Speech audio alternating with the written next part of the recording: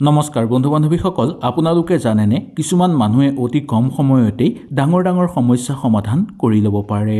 আকৌ এনে কিছুমান মানুহ আমি দেখিবলৈ পাওঁ যিসকলে অতি সোনকালে সকলো ক্ষেত্ৰতে আগবাঢ়ি যাব পাৰে। আৰু কিছুমান মানুহ এনে আছে যি এটা কথা নোকোৱাকৈ বুদ্ধিৰ বলতে সফলতাৰ শীৰ্ষলৈ উঠি যায়। জ্যোতিষশাস্ত্ৰৰ মতে এই সকলোবোৰৰ পিছত আপোনাৰ ৰাশিৰ এটা ডাঙৰ কাৰণ হ'ব পাৰে। আজিৰ ভিডিঅ'টোৰ যোগেদি আমি জানিম কোনবোৰ ৰাশিৰ লোক অতিশয় বুদ্ধিমান, তেওঁলোকৰ বুদ্ধিৰ ধৰণ কেনেকুৱা হয় আৰু কিয় এই ৰাশিসকল আটাইতকৈ বেছি বুদ্ধিমান বুলি কোৱা হয়। ভিডিঅ'টো শেষলৈকে চাব, তেতিয়াহে আপোনালোকে সুন্দৰভাৱে বুজি পাব। আৰু যদি ভিডিঅ'টো ভাল লাগে লাইক এটা কৰি আমাৰ মনোবল বঢ়াব আৰু আপোনালোকৰ বন্ধুবৰ্গৰ লগত শ্বেয়াৰ কৰি তেওঁলোককো উপকৃত কৰিব। 1 নম্বৰটো হ'ল মিথুন ৰাশি। মিথুন ৰাশিৰ জাতক জাতিকাসকল বহু বেছি বুদ্ধিমান বুলি মনা যায়। জ্যোতিষশাস্ত্ৰৰ অনুসৰি এওঁলোক সঁচাকৈ তীব্ৰ বুদ্ধিমান ৰাশি বুলি কোৱা হয়। এই ৰাশিৰ লোকসকলে খুব দূৰ চিন্তা কৰিব পাৰে, সকলো বিষয়তে খুব সোনকালে আগুৱাই যাব পাৰে আৰু সকলো বিষয় এওঁলোকে সোনকালে বুজি পায়। সকলো ক্ষেত্ৰতে আগুৱাই যোৱাৰ এওঁলোকৰ বুদ্ধিৰ বল বেছি দেখিবলৈ পোৱা যায়। কথা পাতি মানুহক সহজতে মুগ্ধ কৰি এওঁলোকে ল'ব পাৰে। মিথুন ৰাশিৰ জাতক জাতিকাসকলৰ বুদ্ধিৰ কথা ক'বলৈ হ'লে এওঁলোকে মানুহৰ লগত সুন্দৰভাৱে মিলিব পাৰে আৰু মানুহৰ পৰা কেনেকৈ কি বস্তু আদায় কৰি ল'ব পাৰে সেই কথাটো সুন্দৰভাৱে জানে। এওঁলোকে মানুহক সহায় কৰিও বহু ভাল পায় আৰু সেই সহায়ৰ তেওঁলোকে উচিত ফলো লাভ কৰিব পাৰে। এওঁলোকে অতি সোনকালে কিবা এটা ক্ষেত্ৰত ডিচিশ্যন লৈ পেলোৱা দেখিবলৈ পোৱা যায়, যাৰ ফলত বহুকেইটা ক্ষেত্ৰত এওঁলোকে সফলতা লাভ কৰিব পাৰে, কিন্তু কিছুমান ক্ষেত্ৰত এওঁলোকে খুব কষ্ট অনুভৱ কৰিব পৰাৰো যোগ দেখিবলৈ থাকে। সেই গতিকে খুব সোনকালে ডিচিশ্যন লোৱাৰ কাৰণে এওঁলোকে কেতিয়াবা সমস্যাৰ মাজতো সোমাই পৰা দেখিবলৈ পোৱা যায়। শিক্ষাৰ ক্ষেত্ৰত এওঁলোকৰ মানদণ্ড যথেষ্ট বৃদ্ধি পোৱা দেখিবলৈ পোৱা যায়। ওচৰ চুবুৰীয়াৰ লগতো সুন্দৰভাৱে মিলি চলিব পাৰে। সকলোৰে লগত সুন্দৰভাৱে মিলি চলিব পৰাৰ কাৰণে সকলোৱে এওঁলোকক ভাল পোৱাও দেখিবলৈ পোৱা যায়। কৰ্মক্ষেত্ৰত সকলোৰে পৰা সুপৰামৰ্শ আৰু সহযোগিতা লাভ কৰিব পাৰে। বন্ধুবৰ্গ এওঁলোকৰ বহু হয়, সেই গতিকে বন্ধুবৰ্গৰ লগত থাকোঁতে কেতিয়াবা নিজৰেই ক্ষতি হৈ পৰে বা নিজৰ সময় অপব্যয় হৈ পৰা দেখিবলৈ পোৱা যায়। কিন্তু বহুকেইটা ক্ষেত্ৰত বন্ধুবৰ্গই এওঁলোকক সহায় সহযোগিতা কৰে। এওঁলোকৰ কমিউনিকেশ্যন স্কিল বহু ভাল হোৱাৰ কাৰণে বহু দূৰ আগুৱাই তেওঁলোক যাব পাৰে। এওঁলোকে সাংবাদিক, শিক্ষক, লেখক, ব্যৱসায় আৰু ৰাজনীতিৰ ক্ষেত্ৰত বেছি সফলতা অৰ্জন কৰিব পাৰে। 2 নম্বৰটো কুম্ভ ৰাশি। কুম্ভ ৰাশিৰ জাতক জাতিকাসকলে ভৱিষ্যতৰ কাৰণে বেছি কথা চিন্তা কৰা দেখিবলৈ পোৱা যায়। সেই গতিকে এওঁলোকক বহু বেছি বুদ্ধিয়ক বুলি মনা যায়। এওঁলোকে সমস্যা অহাৰ আগতেই সেই সমস্যাৰ সমাধান অতি সোনকালে উলিয়াই ল'ব পাৰে। এই ৰাশিৰ লোকসকল সাধাৰণ মানুহতকৈ অলপ বেলেগ বা পৃথক দেখিবলৈ পোৱা যায়। সদায় নতুন আৰু বেলেগ চিন্তা কৰি এওঁলোকে ভাল পায়। সমাজক কেনেকৈ আগুৱাই লৈ যাব পাৰি তাক লৈ এওঁলোকে বহু বেছি ভবা গুণা কৰি থকা দেখিবলৈ পোৱা যায়। ঘৰ পৰিয়ালতো কেনেকৈ সুখ সমৃদ্ধি বজাই ৰাখিব পাৰি সেই কথাটো এওঁলোকে সুন্দৰভাৱে জানে। এওঁলোক বহু ধৈৰ্যশীল হয়। অৰ্থ উপাৰ্জনৰ ক্ষেত্ৰতো এওঁলোক আগবঢ়া, কিন্তু অৰ্থ বিনিয়োগৰ ক্ষেত্ৰত বহু এওঁলোকে চিন্তা চৰ্চা কৰি অৰ্থ খৰচ কৰা দেখিবলৈ পোৱা যায়। এওঁলোকে নিজতকৈ অলপ বেছি চিন্তা কৰে বা বেলেগতকৈ অলপ বেলেগ চিন্তা কৰাৰ কাৰণে এওঁলোকক আউট অফ বক্স থিংকিং বুলিও কোৱা হয়। এওঁলোক বৈজ্ঞানিক, ইলেক্ট্ৰিচিয়ান, IT, নতুনকৈ কিবা কৰাৰ ক্ষেত্ৰত বহু আগ্ৰহী হৈ থাকে। এই ৰাশি লোকসকলে বেছিভাগ ক্ষেত্ৰতে সফলতা অৰ্জন কৰিব পাৰে, কিন্তু এওঁলোকৰ এটা বেয়া গুণ হ'ল কি এওঁলোকে কামটো আৰম্ভ কৰাৰ আগতেই অলপ পিছুৱাই যায়।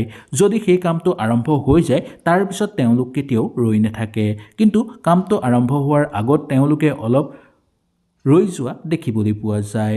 এওঁলোকে কেতিয়াও বেলেগৰ কথালৈ চকু নিদিয়ে বা বেলেগৰ কামলৈ কেতিয়াও চকু নিদিয়ে।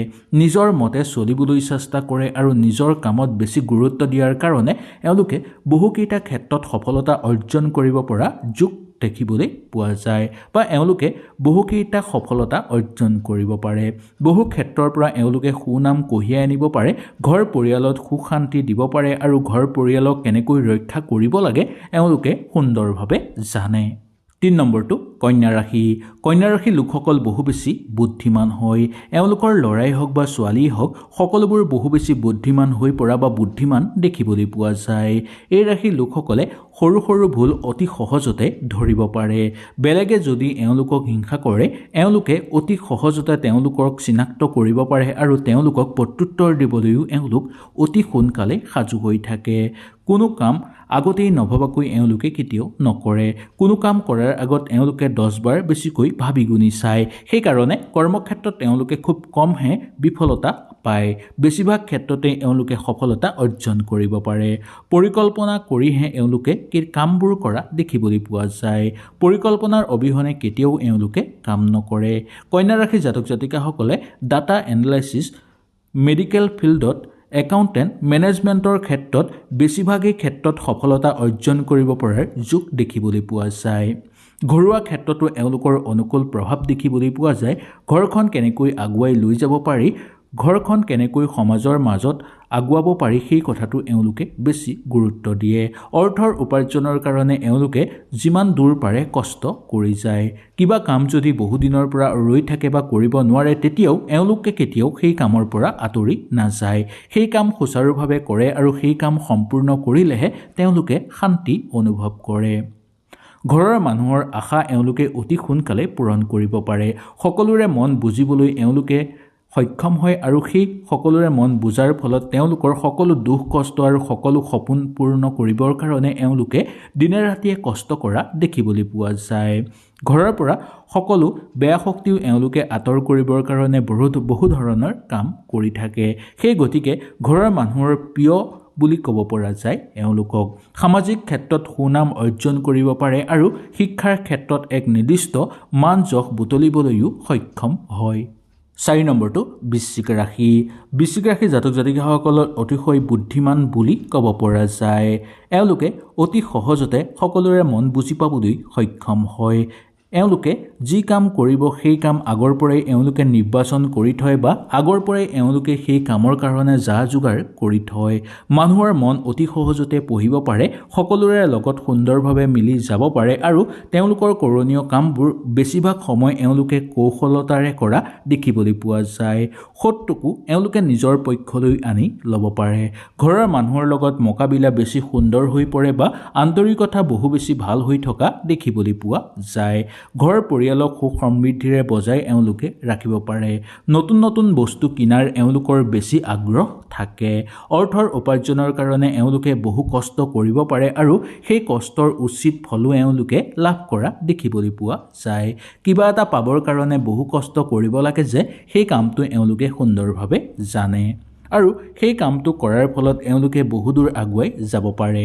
শিক্ষাৰ ক্ষেত্ৰত মধ্যম ফলাফল হয় এওঁলোকৰ আৰু সামাজিক ক্ষেত্ৰত কিন্তু এওঁলোকৰ মান যশ বৃদ্ধি পাই থাকে সদায় বা সঘনাই। সকলো ক্ষেত্ৰতে আগুৱাই যোৱাৰ সুযোগ এওঁলোকে লাভ কৰিব পাৰে। শত্ৰুকো এওঁলোকে নিজৰ মিত্ৰ কৰি তুলিব পাৰে আৰু কিবা যদি ভুল পথ দেখে এওঁলোকে আগৰ পৰাই সেই ভুল পথৰ পৰা আঁতৰি আহে। কেতিয়াও ভুল পথৰ মাজত সোমাই তেওঁলোকে কেতিয়াও সমস্যাৰ মাজত সোমাই নপৰে আৰু হাই কাজিয়াৰ মাজতো এওঁলোকে কেতিয়াও নোসোমায়। হাই কাজিয়া দেখিলে এওঁলোকে আঁতৰৰ পৰাই আঁতৰি যোৱা দেখিবলৈ পোৱা যায়। পিতৃ মাতৃৰ প্ৰতি এওঁলোকৰ চেনেহ ভাৱটো আন ৰাশিৰ তুলনাত সৰ্বাধিক দেখিবলৈ পোৱা যায়। বৃশ্চিক ৰাশিৰ লোকসকলে গোপনে বহুদূৰ আগুৱাই যাব পাৰে আৰু গোপন বন্ধু এওঁলোকৰ বহু থকা দেখিবলৈ পোৱা যায়। কৰ্মক্ষেত্ৰত সফলতা অৰ্জন কৰিব পাৰে আৰু নিজে যদি কিবা কৰ্ম আগভাগ ল'ম বুলি ভাবি আছে সেই পৰিকল্পনা এওঁলোকৰ অতি সোনকালে হৈ পৰে। 5 নম্বৰ ৰাশিটো হ'ল মকৰ ৰাশি। মকৰ ৰাশি জাতক জাতিকাসকলৰ বহু বেছি বুদ্ধিমান বুলি ক'ব পৰা যায়। এওঁলোকৰ মাজত পলিটিচিয়ান বা এওঁলোকৰ মাজত ৰাজনীতিবিদ বহু বেছি দেখিবলৈ পোৱা যায়। আৱেগিক কেতিয়াও নহয়, বুদ্ধিৰ সহায়ত এওঁলোকে বহুদূৰ কাম কৰি যায় আৰু কেতিয়াও আৱেগিক হৈ কেতিয়াও ভুল পথেৰে এওঁলোকে নাযায়। ধৈৰ্য আৰু পৰিশ্ৰম এওঁলোকৰ খুব বেছি দেখিবলৈ পোৱা যায়। বহুকেইটা ক্ষেত্ৰত ধীৰে ধীৰে এওঁলোকে সফলতাও অৰ্জন কৰিব পাৰে। মকৰ ৰাশিৰ লোকসকলে বেছিকৈ ব্যৱসায়িক বাণিজ্য কৰি ভাল পোৱা দেখিবলৈ পোৱা যায়। কৰ্মক্ষেত্ৰত দীঘলীয়া সময় ধৰি এওঁলোকে সফলতা অৰ্জন কৰি থাকিব পাৰে বা সফল হৈ থাকিব পাৰে। এওঁলোকে আনক সহায় কৰি ভাল পায় আৰু আনৰ লগত সময় অতিবাহিত কৰিও ভাল পায়। কিন্তু এটা কথাৰ প্ৰতি এওঁলোকে লক্ষ্য ৰাখে যে এওঁলোকৰ যাতে মনৰ কথা কাৰোৰ আগত অতি সোনকালে প্ৰকাশ কৰিব লগা নহয় তাৰ প্ৰতি লক্ষ্য ৰাখে।